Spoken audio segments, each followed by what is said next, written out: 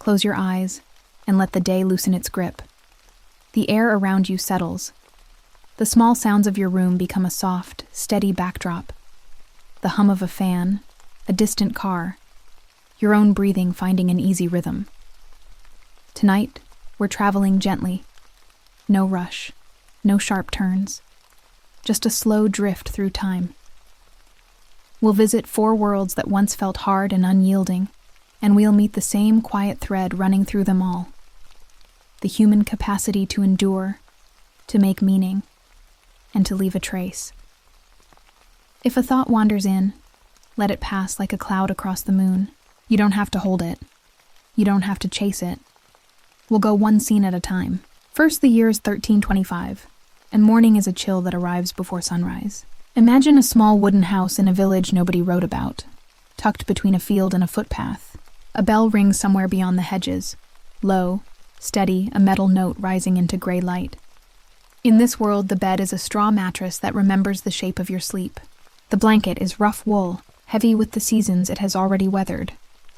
You rise slowly because the air bites, and your joints complain like old hinges. You've carried water before dawn and bent over soil enough times that your back has learned the language of ache. Yet there's tenderness here, the kind that doesn't ask for applause. Someone stirs the fire. Someone pours out a simple breakfast, a thick stew that changed a little each day as old ingredients made room for new ones. The bowl is wooden. The steam is honest.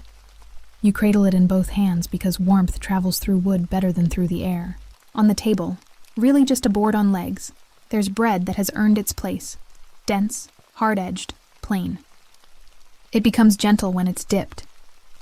The first mouthful is not a celebration. It's a beginning. And in this time, beginnings are valuable things. Work waits outside. Low sky, damp ground. A field that needs the persistence of hands. There is nothing glamorous in this rhythm, but there is relief in its certainty. Seeds in the apron pocket. A small tool, cleaned by habit more than by soap. The rows stretch ahead, and each row is a promise you can keep with patient effort. When your mind drifts, it moves to the reliable, the pattern of the furrow, the distance between footsteps, the bell again, later now, calling people to prayers they may not understand but still find comfort in hearing. The day is a series of small tasks that add up to a life. Mending, fetching, stirring, sweeping, checking the roof after wind, laying a hand on an animal's flank just to feel the steady heat of a breathing body. No one here would call it restful. Still, there's a slow dignity in it, a kind of grounded presence that modern minds sometimes pay to relearn. In winter, smoke curls from low chimneys, and fingers warm themselves around clay. In summer, a hat of woven straw makes its simple circle of shade. Everything is closer, the earth to the hand, the fire to the face, the neighbor's voice to the door. What the age lacks in comfort, it compensates for with immediacy. The world is not distant. It's right here, and you meet it where it stands. As the light thins, you return to that house by the path. The door creaks because doors do. Someone ladles supper. Voices soften. A child draws patterns in ash with a stick, and an older face watches, remembering a time when that stick felt like a sword. Sleep arrives without permission, and for once, is welcomed. The bell will come again. It always does. Let's let the bell become another sound, higher now, brighter. Crystal ringing inside a vast, cold city. The century tilts forward.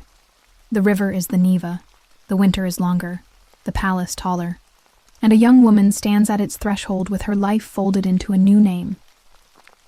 Before she was Catherine, she was Sophie, a sharp-eyed girl from a small German principality, dutiful in lessons, fluent in more than one tongue, skilled at reading faces before words were spoken. She arrives in St. Petersburg like a breath held too long, careful, contained, determined not to cough in the cold. Court life is not a fairy tale here. It's a labyrinth of etiquette and observation. The corridors are polished. The mirrors stretch to the ceiling. People speak in sentences that mean 3 things at once, and Catherine learns to hear the third meaning first. She studies Russian, not as a burden, but as a bridge.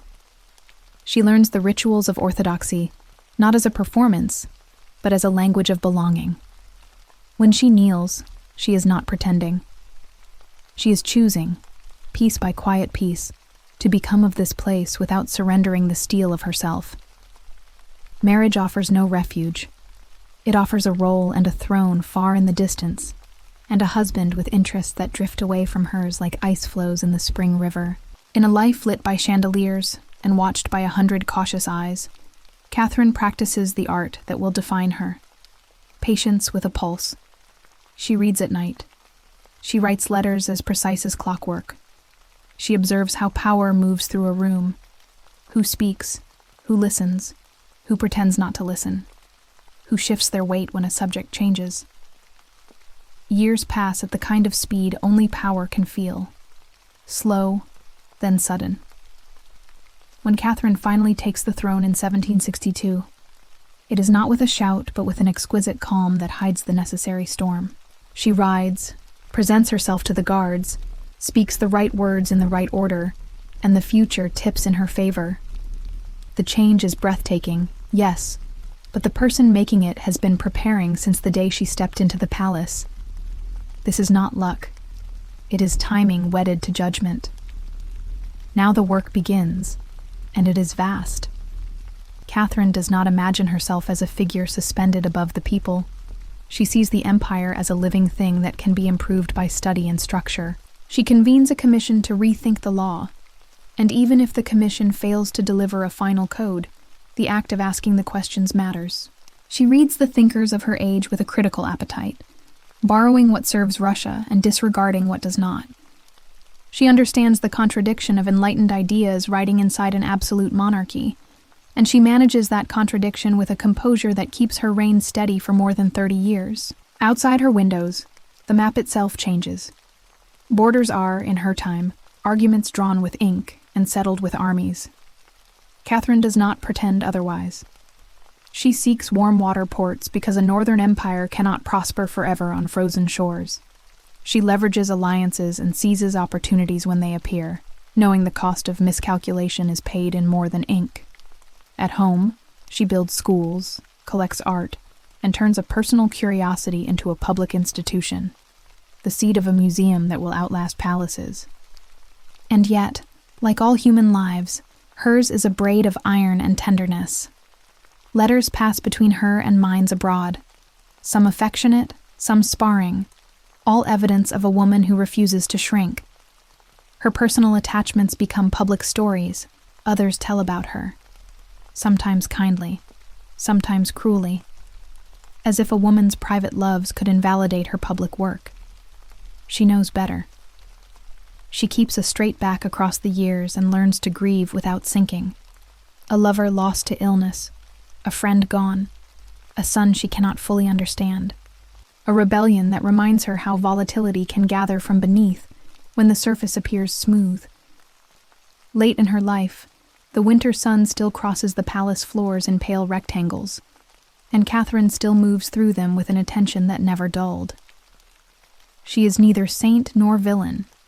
She is a builder who understood the weight of materials at hand. When she dies, the world she leaves is larger, louder, more complicated. Like most worlds touched by large hands, the echo that remains is not of conquest alone, but of a mind that refused to be smaller than its moment. Let's allow the chandeliers to dim and the palace corridor to narrow into a stair. We'll take that stair downward, carefully, quietly, into a new kind of silence. Stone replaces wood. Dust replaces perfume. The air is cool and close. Far from St. Petersburg, farther still from that village path, we descend into a chamber that slept for centuries, unbothered by footsteps or rumor. We are approaching a tomb whose story will open in red, but we won't rush. Night is on our side. Breathe in, slow and easy. Breathe out, slower still. The jungle holds its breath before dawn. In southern Mexico, the canopy rises like green tide, and the ruins of Palenque lift from the earth in pale limestone pyramids that look, at first light, as if they grew here rather than were placed.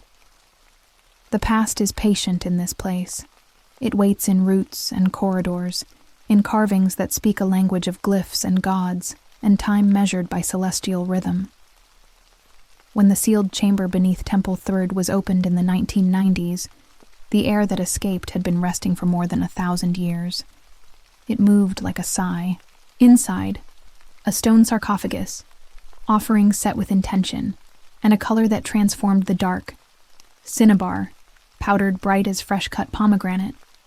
It covered the interior like a blessing, and within that field of red lay the bones of a woman whose identity the centuries kept. A jade mosaic mask rested where a face once was. Jade beads, polished and cool even after so long, were left like constellations around the body. Tools of ritual, shards of obsidian, carved pins, spoke without sound. Archaeologists called her the Red Queen, not to fix her in legend, but to give a name to the space her presence opened. Who was she? A royal consort? A priestess? A mother of kings? Her tomb stood near the great Temple of the Inscriptions, where a famous ruler rests in his own scarlet shroud of mineral dust. The closeness feels like a dialogue between two lives, two roles, two lights moving across the same sky. The sun with its public arc, the moon with its quiet procession. The red powder was not decoration. In Maya understanding, color was a language of spirit. Red signified blood and sunrise, sacrifice and renewal. To bathe a body in crimson was to prepare it for passage, to mark it as a traveler, not a lost soul. The mask of jade was not a mask of denial, but of preservation, a way to carry identity into the realm where gods and ancestors listen. The sealed vessels along the tomb's edges likely held gifts for the journey: sustenance, incense, offerings meant to accompany a spirit through the challenges of Xibalba. The Maya underworld described in text and carving as a place of tests overseen by death lords and night rivers. The chamber itself is spare, stone, red, and silence. This simplicity is not poverty but focus. It suggests a death ritual that concentrated attention on essentials, on transformation rather than display, on the continuity between lineages rather than the singular triumph of an isolated ruler. No long inscription names the Red Queen as if to guard her from being reduced to a footnote in someone else's narrative. Instead, the architecture, the color, and the objects do the speaking. They tell us she was cherished. They tell us her role mattered in ways that resisted easy summary. Outside the temple, morning spreads. The jungle's sound returns, birds warming up their songs like instruments, leaves whispering with soft, unseen movements. A beam of light steps across the stair. If you stand there, very still, you can feel the humility of time, how it doesn't need you to notice it to keep going, and how generous it is when you do. We'll carry that quiet generosity with us as we turn to another house, not a tomb, but a studio, not carved in stone, but painted bright blue. The Casa Azul in Coyoacan sits behind a wall the color of sky just after rain, and its garden spills with life. Leaf and clay, shade and sun, objects gathered and arranged with deliberate affection. Here, in a room made intimate by work tables and mirrors, an artist once taught herself to translate private pain into images the world could feel. Frida Kahlo Dare's life was a negotiation between a body that demanded attention and a mind that refused to be defined by suffering alone. She knew illness early. She knew injury young. There were months she spent flat on her back, rigid in plaster, limited by the edges of a bed and a frame hung above it, so a mirror could show her the only subject she could access: herself. A small easel, a set of brushes, a surface, tin, wood, canvas, and a determination that arrived like a visitor who wouldn't knock, just came in and sat down. Frida's self-portraits are not acts of vanity. They are acts of noticing. She watched her face until it returned her gaze. She painted not to distract herself from pain, but to account for it, to take what had been silent and give it form. The animals, the hair, the braids, the thorn necklace, the medical braces, the sliced fruit, the opened heart. None of these are decorations. They are a vocabulary. They let the viewer stand at the border between material body and inner life without trespassing. They say, "This is what it feels like," rather than, "This is what it looked like." Her style is disciplined and intimate. The lines are clear, the colors saturated, the symbolism both ancient and newly personal. She reached for Mexican folk traditions not as a tourist, but as a citizen of them, choosing Tijuana dress and indigenous motifs because they held her and held her country at the same time. In the studio, pain was not a sentence, it was a subject. She refused to be only the woman in the wheelchair, only the wife of a famous muralist, only the body that surgeons studied. She would be the author of her own image. Her relationship with Diego Rivera was a storm by the sea. Sometimes violent, sometimes astonishingly generous, always larger than the quiet pathways most couples take. There was love, and there was betrayal. There was divorce and remarriage. There was a conversation that never truly ended. Diego believed in Frida's art, and Frida refused to be swallowed by Diego's myth. She made her own myth with a brush too small, perhaps, for the size of the canvas she ultimately filled. The minds of those who looked, decades later, and recognized themselves in her uncompromising honesty. As her health worsened, her work became even more distilled. She confronted loss without flinching. She animated politics without slogan. She arrived famously at her own exhibition in Mexico on a bed, carried like a queen who had decided to bring her bedroom to the gallery so she could refuse an absence. Even in the very last works, watermelons sliced open to show their red, words painted not as a manifesto but as an insistence on living.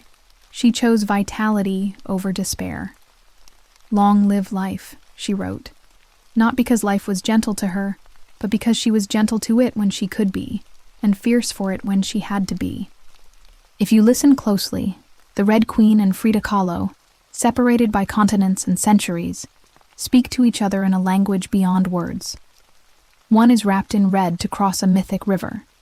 The other paints red to make inner rivers visible.